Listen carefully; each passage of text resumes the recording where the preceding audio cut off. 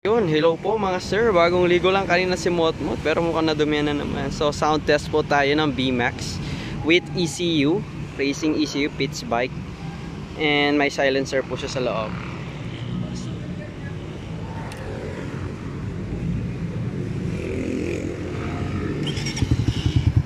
Ayan po yung tunog niya.